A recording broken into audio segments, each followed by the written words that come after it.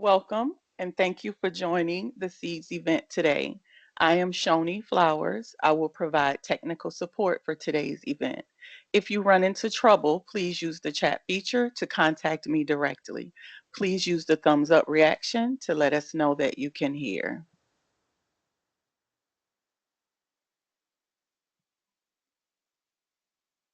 Thank you.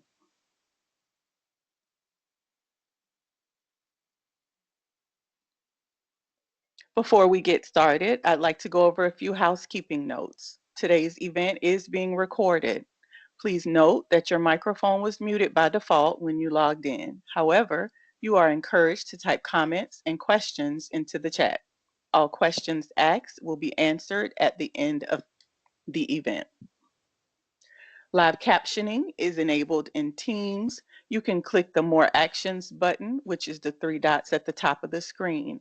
Then click on Language and Speech, select Turn on Live Captions, select English, and click on Confirm. Finally, your feedback is very important to us. At the conclusion of today's event, a link to a brief survey will appear. We would really love to hear what you think so we can continue to improve and update this series. At this time, I would like to introduce our speaker, Miss Melissa Wetzel, Executive Coach. Ms. Wetzel, we are honored that you are here with us today. The floor is yours. Thank you, Ms. Flowers.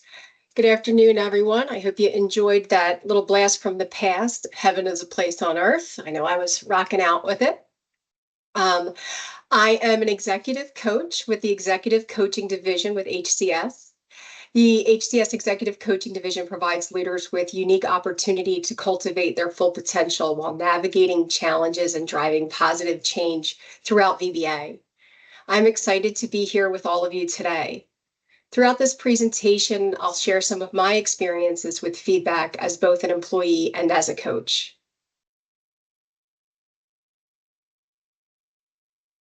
As an executive coach, one of the most powerful tools I work with is feedback. However, feedback is often misunderstood and mishandled. Today, I want to discuss insights from the book, Thanks for the Feedback, by Douglas Stone and Sheila Heen, which transforms how we view and utilize feedback in both professional and personal settings. For many clients I work with, these principles can be the key to unlocking growth and fostering more effective communication. At the end of our time today, I want you to walk away with the ability to reframe how you see feedback, understand the different types of feedback, acknowledge and manage your emotional reactions, address your triggers, and adopt a growth mindset. Throughout the session, I invite you to either journal your thoughts on a separate document or participate in the chat. Ms. Pravat will be monitoring the chat today. So thank you, Elizabeth. There she is.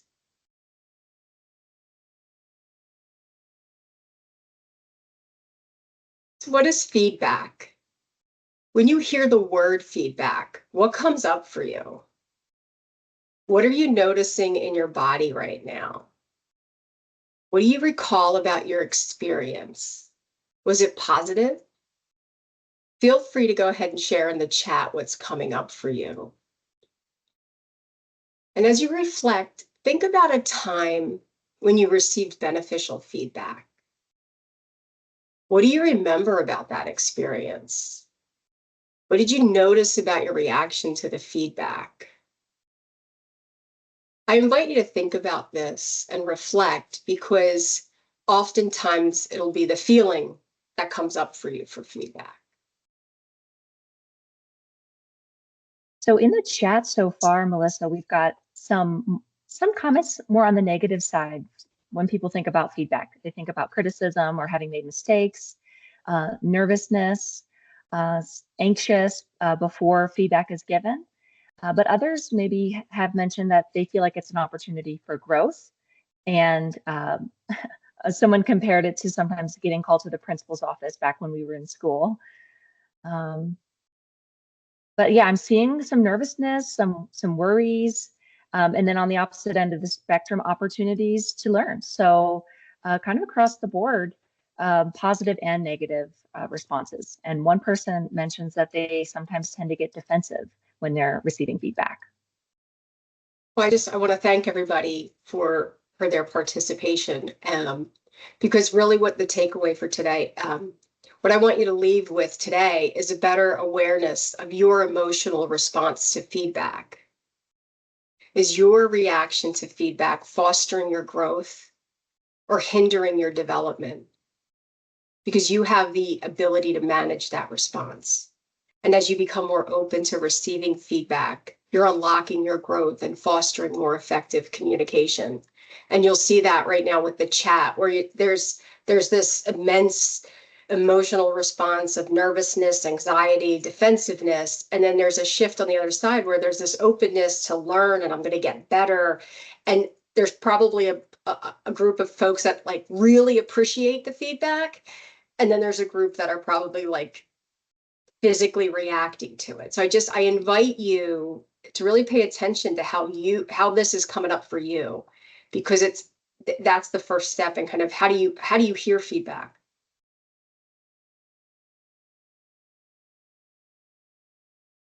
So if you could receive feedback with more openness, what impact would that have? How would that affect your career? One of the key takeaways from Thanks for the Feedback is the realization that feedback is a two-way street. And as leaders, we're often taught how to give feedback, but rarely do we focus on the receiving end. Stone and Heat explain that feedback is more about how it's received than how it's given. And they introduce this idea that receiving feedback can be a learned skill, just like giving it. We often hear feedback is a gift. I found this acronym, GIFT, given with permission. The intent is for the recipient's growth. It's for the person, not about the person, and it's targeted for success.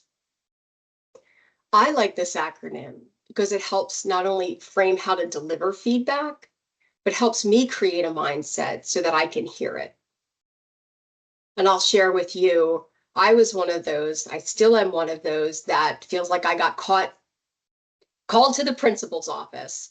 And what's funny is I was never called to the principal's office, but I have this tremendous fear. So as an employee, I found it very challenging to receive feedback. It was challenging to hear it in the way that it was intended to be received. For me, when I thought about feedback, I became defensive. I literally put a physical hands up, put a wall up with my hands. And it wasn't until I became a supervisor that I had to think about both the delivery and the receipt of feedback. And as I practiced delivering feedback, I became more aware of how I reacted to feedback, my openness to receive feedback, and my emotional responses. What I learned was that my reaction to feedback was blocking me from growing. And to this day, now when I find myself walling off, I think of this acronym, and it helps me to shift my mindset to be in a space so that I can hear it. And that it's yes, I can hear it. It's meant for my growth. It's for me, not about me, and it's meant for my success. And that shift really helps me to hear it. Because before I was very resistant to it. So I invite you, what might be getting in your way of hearing feedback? If you could receive feedback well, how would it affect you? I see Elizabeth's popped up. What do we have going on in the chat? Sure, we've got a lot of great reflections going on in the chat room. One question that people are kind of grappling with is criticism. When we talk specifically about criticism, is that different in a whole different group of feedback, or is criticism just a style of feedback? Can you help people understand maybe what the difference is between when critical feedback is received? What type of feedback is that, and how can they manage that, something that feels more critical? We're going to explore some of that today. Oftentimes we talk about constructive feedback, or we're learned like the sandwich approach, or various different things around criticism. And what I would invite you to think about as we go through today is to think, how do we view it differently? Because it feels very personal. And we'll explore some of that around what does that look like? So we're not really going to talk too much today about how to deliver feedback, but to speak more about how we receive it. And what's in the book for Stone and Heen is they talk about, even if it's delivered poorly, even if it's bad feedback, even if it's not helpful, there could be something in it for us to learn and grow. So as we shift, I invite you to think, when you're thinking about this critical feedback, what would be helpful for you as you unpack that? Is there something to be learned from it? So I'm going to invite us to come back to that at the end to see if anything has shifted for us.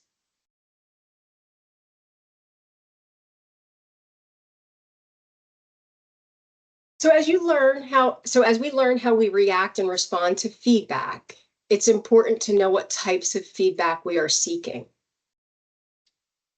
The author Stone and Heen emphasize that feedback is multifaceted and doesn't just fit into one category. They share that feedback comes in three forms: appreciation, coaching, and evaluation. Appreciation acknowledges and recognizes efforts, which reinforces behaviors and help people feel valued. Coaching helps individuals improve, grow, and build new skills. Evaluation rates and ranks performance against expectations, clarifying where someone stands in relation to a goal or benchmark. I think we're going to probably focus a little around this criticism piece. We often focus too much on the evaluation feedback, potentially leading to defensiveness, fear, or miscommunication. In the context of learning and development, then it's crucial to view feedback holistically, rather than solely on the evaluation of the critique. It's important to use feedback as a tool for continuous improvement. And as an executive coach, I work with people to integrate all three types of feedback in their development by helping them identify if they need motivation, do they need some skills development, or clarification on expectations. So I invite you to reflect on what types of feedback you need, when, and by whom. And thinking about the criticism, like you don't have to necessarily put this in the chat, but as you're thinking about it, what was the feedback? What was the behavior? And then what would you do differently? Is it evaluation? Was it coaching? Maybe you needed appreciation. So we'll explore some of that today.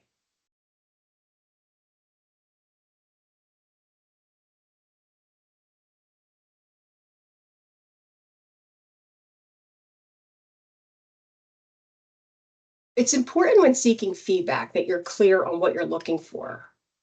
Maybe you want recognition or motivation. Maybe you need to hone a skill. Maybe you want to clarify expectations. Being clear on this will prevent confusion and frustration if you receive a different type of feedback than you're expecting. Each person is different, and some may need more or less of each type of feedback. But we need all three.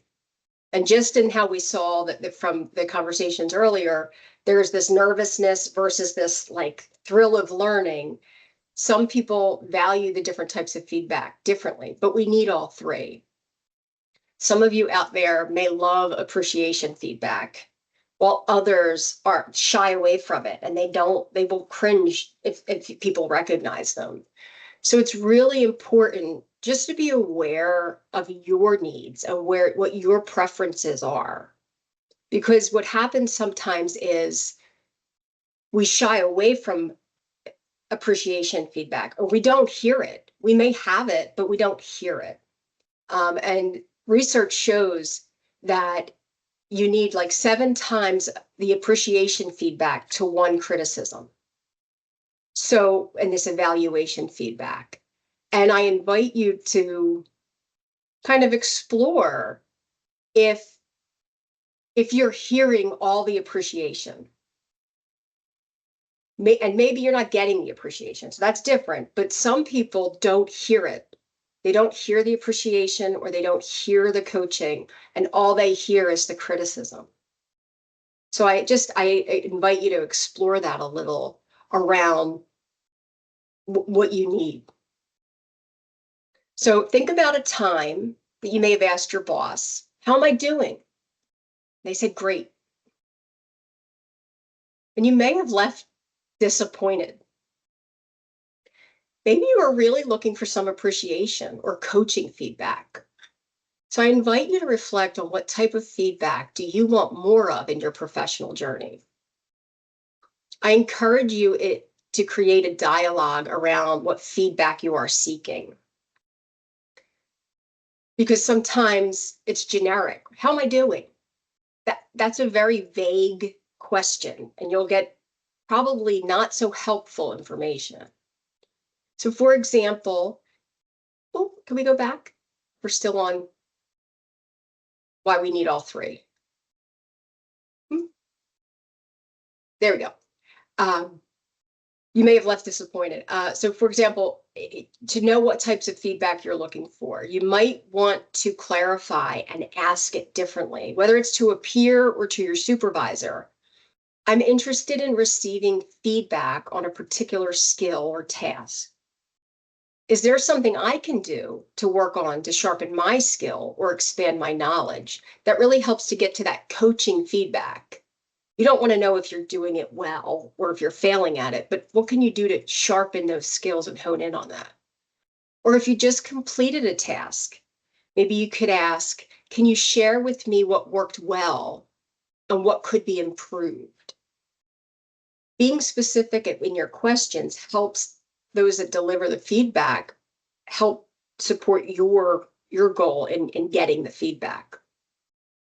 Maybe you're seeking appreciation feedback. I'd like to get a sense of how my recent contributions are being perceived. Could you share any feedback on what you've appreciated about my work or approach recently?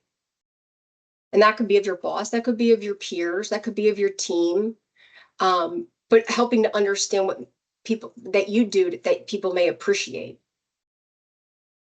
An evaluation. Can we clarify where I may or may not be meeting your expectations? So being clear about what you're seeking will help you provide more actionable feedback.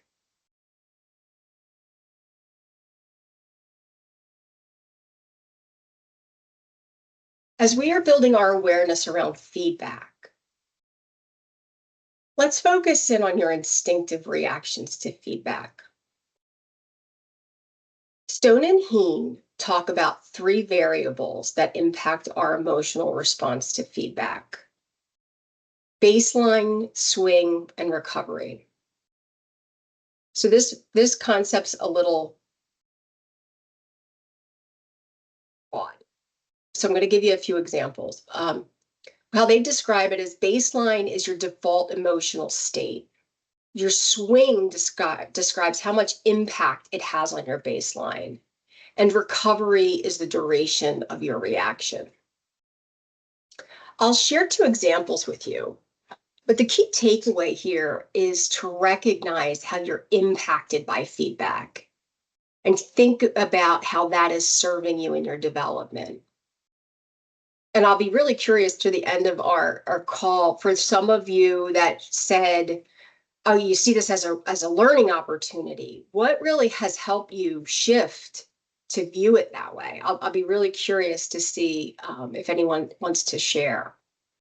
But please feel free to drop your comments in the chat if you're willing to share. And as I go through these examples, think about yourself. How do you react to feedback? Do you hear positive feedback and feel elated, or do you dismiss it? Do you feel yourself getting very emotional? Do you get knocked off your center? If so, how long does it take for you to recover? Do you bounce back quickly, or do you stew in it for a while? So a couple examples for you to consider is imagine a project manager who generally feels confident in their work, is slightly anxious before an important presentation. Their emotional baseline before the presentation is slightly below their usual confidence level. So they're nervous. That's not normally where they usually are. And there's probably a case of nerves as the baseline. The swing is after the presentation, the supervisor offers glowing feedback, praising for delivering clear, engaging, well-structured information. This feedback provides significant emotional boost, lifting her mood and making her feel highly accomplished. Her swing is upwards, where she feels proud and energized. And the recovery is over the next few days, her excitement from the feedback fades, and she returns to her baseline of confidence, but with a slight elevation.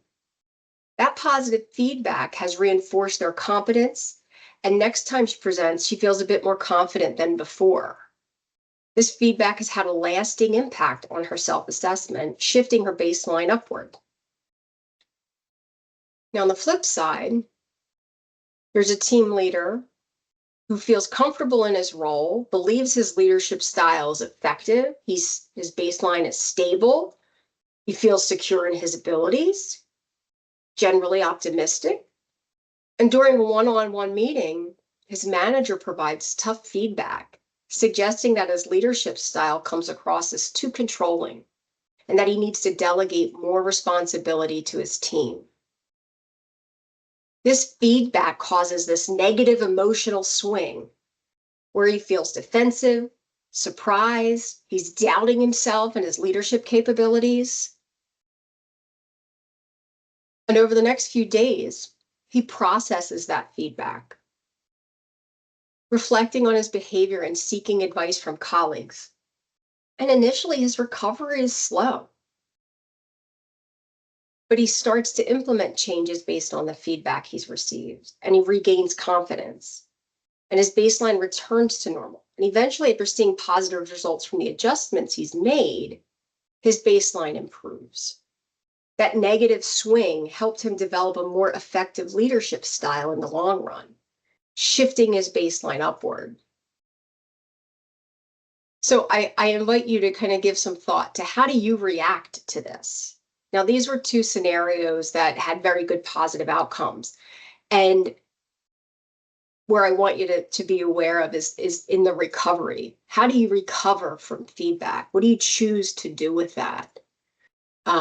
Because in both of these situations, they could have chose to react differently or recover differently. Is there anything happening in the chat, Elizabeth? Yeah, we have a couple of reflections. One person says that they generally recover quickly from a feedback session unless it felt more like a personal attack, and then it might take a little bit longer. And another individual shared that during these feedback sessions, they begin to learn about the deliverer of the feedback a bit and whether or not they may be invested in that person's learning and growth. So that's insightful from the standpoint of how you relate to that individual. And one person says that they may dive into some help books after these feedback sessions just to do a little bit more deeper diving and reflection, I'm assuming. So we've got a lot of good personal reflection going on right now. Thank you. And as you'll see there's a range. It's a unique experience. So in both scenarios, the feedback initially causes a swing in emotion, whether it's positive or negative, and the recovery phase allows that person to integrate the feedback into the understanding of themselves, which can either elevate or return them to their baseline, depending on how they process feedback. And I invite you to just think about how you process your feedback, because if you are slow to recover, or if you do stew in it, it might be impacting how you are receiving it and how you want to take action on it. Understanding how you'll be impacted will allow you to be able to manage your reactions to feedback. Some of us are really impacted by feedback and it affects us differently, where others recover quickly. You have a choice. You get to choose how you recover and incorporate the changes in your behavior. These three elements are heavily influenced by our emotions, which are often set off by certain triggers activated by the feedback. So understanding our triggers is where we're going to head next. As an executive coach, I often encounter leaders who are resistant to feedback. They can find it difficult to open themselves up to critique. Stone and Heen introduced the idea that receiving feedback can be a learned skill, just like giving it. And they outline 3 triggers that influence how feedback is received. They share with truth triggers, is the feedback factually correct? Relationship triggers, who is giving the feedback and what is their relationship to the receiver? Identity triggers, how does that feedback impact the receiver's sense of self? As you'll see on the slide, they outline the different emotional responses that may come up for us. This is important to help people recognize that these triggers, to recognize these triggers and learn strategies to navigate them effectively. By working through these emotional and psychological barriers, you could transform feedback into a tool rather than seeing it as a threat. As an executive coach, I help leaders build resilience and emotional intelligence to process this feedback in a constructive way. This enables them to better self-assess, remain open to others' perspective, and use feedback as an opportunity. Sometimes clients come in and it's like, that is absolutely not true. That feedback is wrong. It's not fair. It's not helpful. And you have to, what's triggering that reaction? What is it?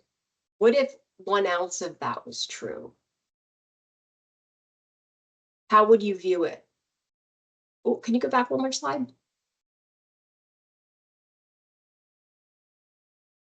There's the relationship. Who are you to give this feedback? So we'll talk a little bit towards the end around the relationship and then the identity of the feedback. So if you are interested, I encourage you to check out the Seeds presentation on emotional intelligence. They do a really good job helping people explore their emotional intelligence and understanding of themselves, as well as helping to give more a deeper dive into emotional reactions. So I encourage you, if this is something you're really interested, or it feels like it's something you want to dive a little deeper in, or you're seeking a new self-help book, the Seeds presentations do a really great job. Next slide, please. So now that we have you triggered, let's talk about neutralizing the emotion. As an executive coach, I work with many clients around their emotional intelligence. I often emphasize that feedback is not only about correcting behavior, judging performance, but it's a key component in fostering development. And as we're hearing it on today, there's definitely a mindset shift in this emotional reaction around the criticism, fear-based, anxiety, to shifting to where people welcome it and they use it as a growth opportunity. We've talked about increasing self-awareness and self-regulation and how this shows up for us and what we might be resisting. I want to share a little bit around blind spots. It kind of goes back to that truth and identity trigger. So, and you don't need to put this in the chat, but you can if you'd like. What are those sneaky habits that you have? And maybe you don't turn things in on time. Maybe you talk too much in meetings. Maybe you don't participate at all in meetings, or you show up late. We all have those sneaky habits that we don't like to acknowledge. You know you need to change, but when someone gives you feedback on it, you get a little resistant, or maybe even a little defensive. You don't need to put this in the chat, but I invite you to take a few seconds to write down some of those habits that might trigger you, that if someone pointed them out to you, how you would respond. Feedback can be a highly emotional experience. And if we continue to show up defensive to feedback and not aware of our reactions, we limit ourselves the opportunity to grow. And it's really about learning ourselves and building our awareness around what may trigger us into this emotional response to allow us to better manage these reactions, where we can then shift into this growth mindset. I'd like to share a story with you about a client that received feedback from his boss. The feedback was that this leader was not showing up prepared to meetings and would often delegate inquiries and tasks to others when things came up. The feedback was that it was impacting his ability to lead and influence the team as people started to go around him to accomplish goals. And when he received this feedback, he had a choice. He could show up dismissive and defensive, or he could be curious and learn more about how this was impacting him. He chose to see this as an opportunity to grow and changed how he prepared for and managed requests at meetings. Therefore, he improved his credibility and influence in the organization.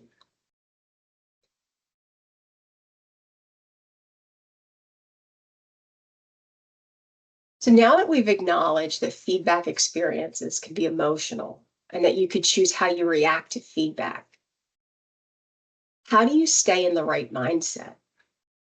And I'll be really curious for those of you in the audience, if you want to share in the chat here, what you do. I'm sure there's been a few things already shared, but what do you do to help stay in that right mindset?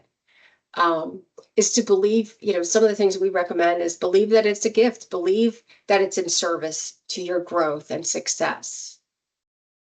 Create a space for feedback.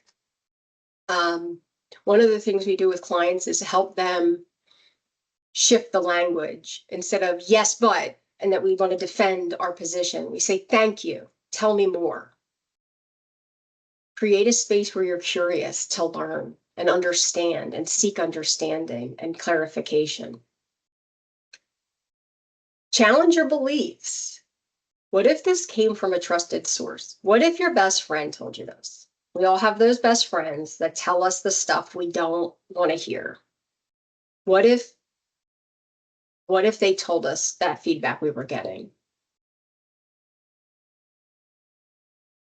How can I stay curious to learn and grow? How can we turn this into a development opportunity? Recognize the positives of receiving feedback. Even if we don't want to hear it, it's really important just to acknowledge and be grateful for the feedback. Thank you for taking the time to tell me this.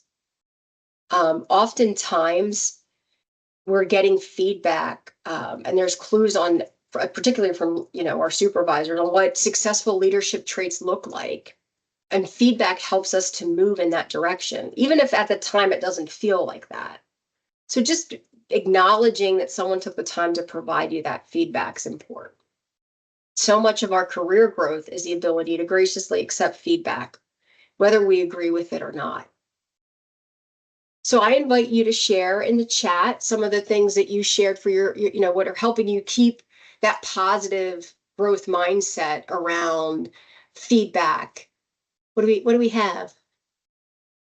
So going back to your comment earlier, Melissa, about those pesky habits that we all have, Renee offered a reflection in the chat that sometimes she calls her own self out due to multitasking during the day, and feels that if she were to get feedback from someone about this in the workday, indicating that it was noticeable, that she would hopefully respond with maybe an apology and take steps to improve it. So with this in mind, now she has set a goal for herself to actually improve on this as a personal goal. So that's wonderful to hear. We have another individual. Thanks for sharing. Yeah, definitely applause to Renee. That's fantastic.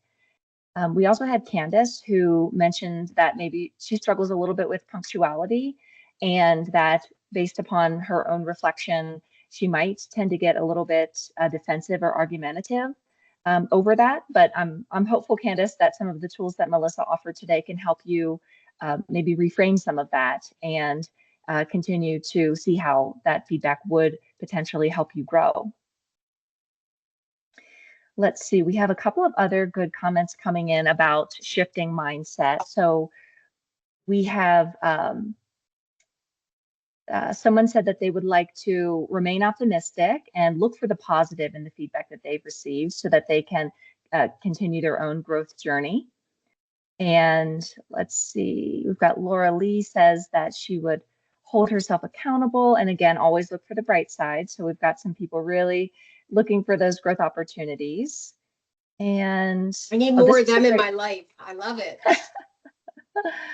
A great reminder from Lacey. She says that remind yourself that you don't know what to fix unless someone brings it to your attention. So that's a good thing to, we can't know what we might be in need of growth if we don't have it called out to us, because it is hard to have that outsider perspective of our own behaviors and actions.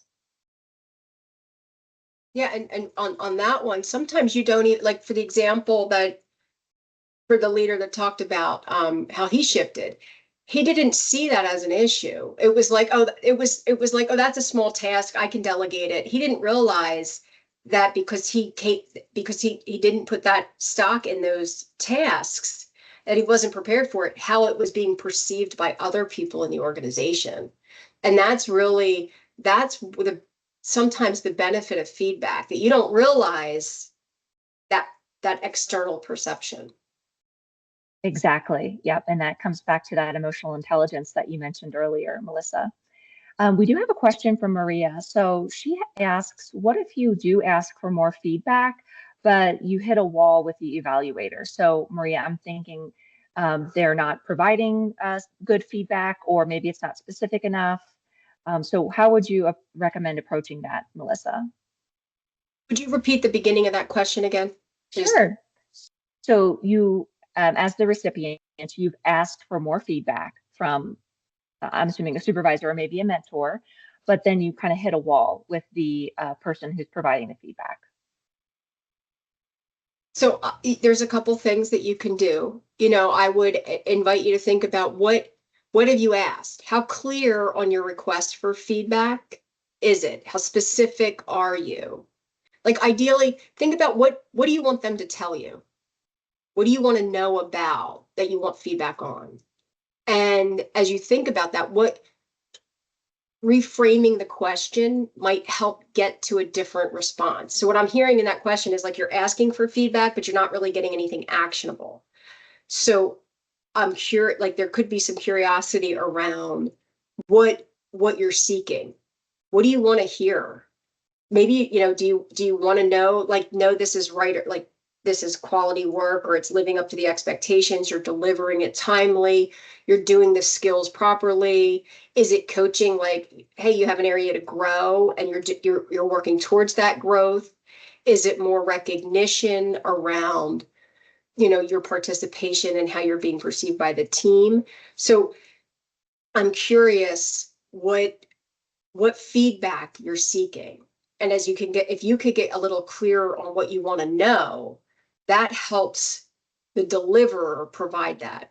It's also helpful to let them know like what your goals are and what you're working towards. So if you're seeking feedback specifically on something, I'm really working on conflict management. I just delivered this presentation on it, or I just worked through this with a group. Can you tell me what you thought went well? What did you see anything I could do differently? If you could narrow your focus on the specific task or skill that you're seeking the feedback on, that could be really helpful. And then if the other thing is, one more is, if you're finding like they gave you feedback, you could offer, hey, I did this. Did you notice anything different? Has it improved? Like, that iterative. Feedback's really meant to be more of an ongoing conversation. It's not like we met once last year, you told me that. How am I doing now? So it really is trying to create a dialogue around working towards a goal, seeking feedback on whether it's appreciation evaluation or coaching, and working towards that continued improvement. I'm not sure if that was helpful. That's a lot of great insight, Melissa. And one suggestion from another participant kind of around getting more specific feedback, Matthew in the chat mentioned that he asks the evaluator what should have happened. And I think that kind of gets to the root of what the expectation was when we're talking more of that evaluative feedback. And another, we have a couple of comments kind of indicating a train of thought where people tend to be more critical of themselves. And I think that goes back to what you were mentioning at the start, Melissa, about not hearing the appreciation feedback and not being able to recognize the appreciation feedback when it comes in. So I think that's a common theme or trend among a lot of our participants.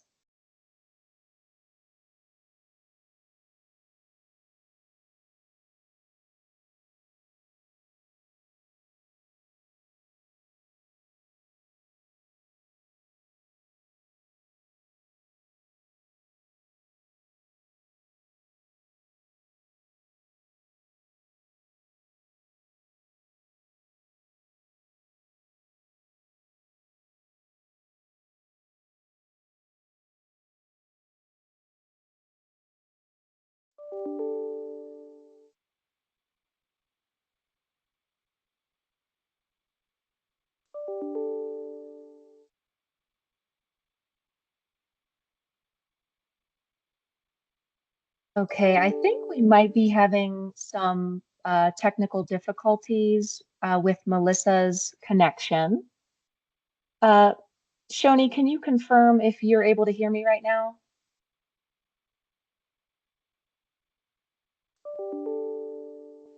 Yes, I can hear you. Okay, perfect. All right, so we'll just give, Melissa, are you back now? There we go. I am back. I apologize for that. Am I there? Yeah, I can hear you. Okay. Do we have the camera rolling? Yes, I can see you as well. So we were just, excellent. I was just recapping a comment from the chat about what you had said earlier in the class about having difficulty seeing the appreciation feedback when it's delivered. And a couple of our participants mentioned that they tend to be a little more critical of themselves. And so they also struggle to see or recognize that appreciation feedback when it is delivered. So just a common trend that that we noted. You're not alone. You're not alone. And I'm in that club. And I have a wonderful colleague who I shared with. I was like, oh, I'm a cringer. Don't give me appreciation feedback. I will cringe. And I think now that she knows that, she gives me more and more of it all the time. And it really helps to hear it because I have to listen for it and hear it and be comfortable. It's my own thing that I'm not comfortable in it. So I invite you to think about like, what's coming up for you? Are you uncomfortable with it? What's getting in your way of hearing it? Because oftentimes people are showing their appreciation or telling us, or they're grateful for it, our contributions, and we're not necessarily seeing or adhering the same way because we're listening to our own inner critic that wasn't right, that wasn't enough, I messed that up. And I invite you to listen for the positives. Tell yourself the positives. Give yourself the positive feedback. You know, when you focus on the things that worked well, and what can you do for the next time? Instead of looking backwards of where it failed, what could you do different the next time? What will you do different the next time? I think that's a good segue, I think, to the next slide. So I invite you, now that we've kind of talked about it, and I just want to thank all of you for your vulnerability and sharing how you take feedback on and sharing your emotion. What will you do differently the next time that you're getting feedback? How do you want to show up to that conversation? For those of you that can't hear the appreciation, what can you do to hear it? How do you let your wall down to help you hear it? Or what's one thing that you learned today that you're going to act on moving forward?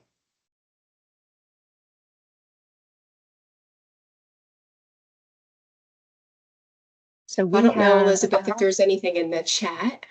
yes, we have a couple of great comments coming in that people are going to show up with an open mind and an open heart and show up with a notebook and pen. So they're ready to take in that feedback and see what they can do with it. We've got somebody who is going to take the advice of many of our participants today. So it sounds like they were able to work together to get feedback from one another as well as the presentation. I really like that. And the GIFT acronym, a lot of great praise for that perspective and helping to remember some of the parameters around feedback delivery and receipt of feedback, rather. And then a great reflection from Renee, who says that she's going to eat food and give herself plenty of time, space, and acceptance prior to going to a feedback session. So that's very valid. We need to set our own selves up for success, make sure we are in a good mental headspace when that opportunity rolls around for that feedback. And the different types of feedback. Wendy says that she is very grateful to understand the different types of feedback and knowing the difference between them. James says that he's going to emotionally desensitize beforehand, and he got a couple of laughing reactions, but I think I think that connects back to what you pointed out earlier, Melissa, about the neutral mindset and taking things to that neutral level so we can accept the information before we react and respond to it. Absolutely. When you teach your master class, James, if you could just shoot me the message and I'll put it on my calendar. I welcome it. So.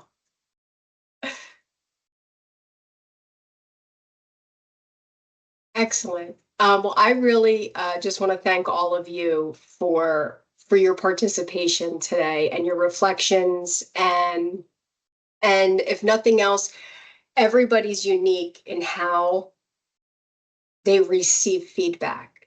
So I invite you to think about this as you receive feedback. And then for those of you that we're all in a position that we give feedback. So take that in as well as you are reflecting on giving feedback. And like I shared in the very beginning, it wasn't until I had to start giving feedback that I realized how poorly I was accepting it in my life. And it really helped me to get better the more I was open to accepting feedback and understanding it was for my growth and development, the more I moved it forward and was able to help others and show up in a space to help others move forward. Next slide. So I invite you to, reframe feedback as a gift, understand the different types of feedback, acknowledging that we have an emotional reaction to things and understanding how we can manage that really helps set us up for success.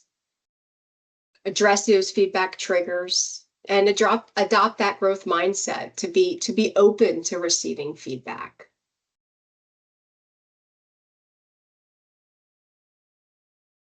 So as we close, I invite you to take a look at your notes and think about how you'll extract value from feedback and use it to improve and grow. Thank you all. Any other questions, Elizabeth? So we haven't had any questions come in so far, but I invite participants, if you have them now, go ahead and type those in. I did get some questions in advance that I would like to ask while people are thinking of any questions that they may have. One question that I received was, when it comes to evaluation feedback, they don't feel like their supervisor recognizes all of the work that they're putting in. How can I make sure my supervisor acknowledges all of my efforts? I'll share a personal story with you. Not here at VBA, in a past life, my feedback, I had gotten feedback from a brand new supervisor. I was a high achiever, high performer, and I turned in my self-assessment. And I'll be very honest. I took some reflection and I did not do the best self-assessment. I was really spoiled. I had a wonderful supervisor that would have pages and pages and pages of notes of things that I had done that I had just forgotten that I had done. My boss changed. I did not. And I showed up with a couple bullets and said, this is what I did, expecting multiple pages of notes of my wonderfulness. And he saw what I shared, and his feedback said, I have to be honest, I was a little underwhelmed. I thanked him for the feedback. I needed a minute to process. We came back and discussed it, and it was really an important lesson for me to learn, because I was not doing myself any service because I was expecting someone else to remember all the things that I did. So I often tell that story about being underwhelmed, and I really use it as a way that I've learned. And it was a very valuable lesson for me, because it helps me to recognize I need to be the one who's advocating for all the things that I do well. And oftentimes the bosses are usually hearing all the things that failed, or they're not always getting every single positive. So when our interactions are usually where something needs to be fixed, and that's just the nature sometimes of the business. So it's really important for us, when we ask for feedback, to be aware of what kinds of feedback it is, whether we need coaching, whether we need appreciation, or whether we need evaluation. And I invite you to think about that, because I think it's the end of the fiscal year, and we're all going to be doing our own self-evaluations. Really think about it in your self-assessment. What do you do? What do you do that you bring value to the team? Help articulate that, because the easier it is for you to articulate what you do well, and your contributions, it's easier for them to see it. And a lot of times, and especially in such a large organization like VBA, where you're coaching one to many, you're supervising one to many, it's very hard to keep track of all those wins. So I invite you to keep track of your wins and your successes, and even your fault, like where you might have had a faltering, where it's, oh, I did this, but here's how I learned, and here's what I did to change, or here's how I grew. Demonstrating some of that is really, really important. And there's the self-assessment, I believe, the seeds have one as well, on how to fill that out to ensure that your supervisor seeing everything.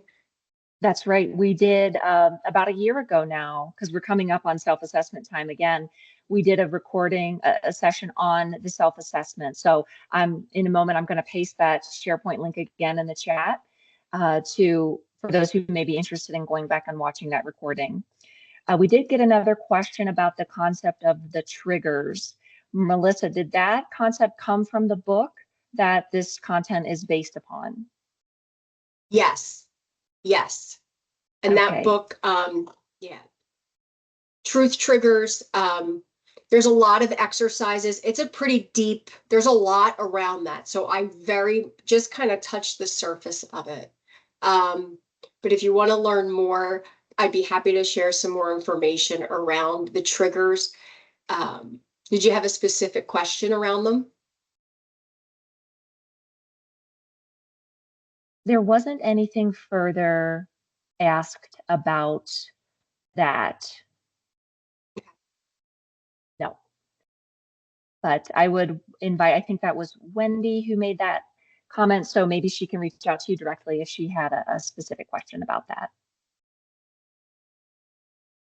Okay, I think we may have time for one more question if anybody has one. I'm not seeing any come into the chat.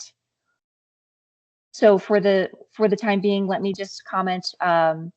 Yes, this recording will be available on the Seed SharePoint, which I will post that link here momentarily, and I will also email the slide prints to participants after this again.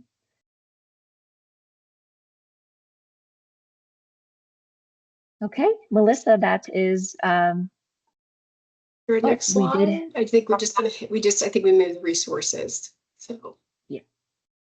yep. So just a friendly reminder. So a lot of the content that we talked through today, the book's called Thanks for the Feedback. It's by Doug Stone and Sheila Heen. There's a lot of exercises in there. I encourage you to take a look, as well as the seeds recording found on SharePoint.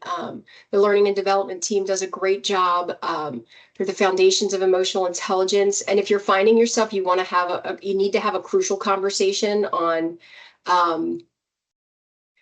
maybe getting more feedback or understanding different things, I encourage you to take a look at that as well. That talks about giving and getting feedback a little bit differently than in this context. So I just want to thank Ms. Pravat and the L&D team, as well as Ms. Flowers, for all their support and to deliver this content, and they do a tremendous job. So I just want to thank all of you again for your participation and attention today. I really appreciate it. Thank you, Ms. Wetzel, for the excellent presentation, and thank you all for attending. We would love to hear from you, so please take a moment to fill out the survey so we can continue to improve and update this series. I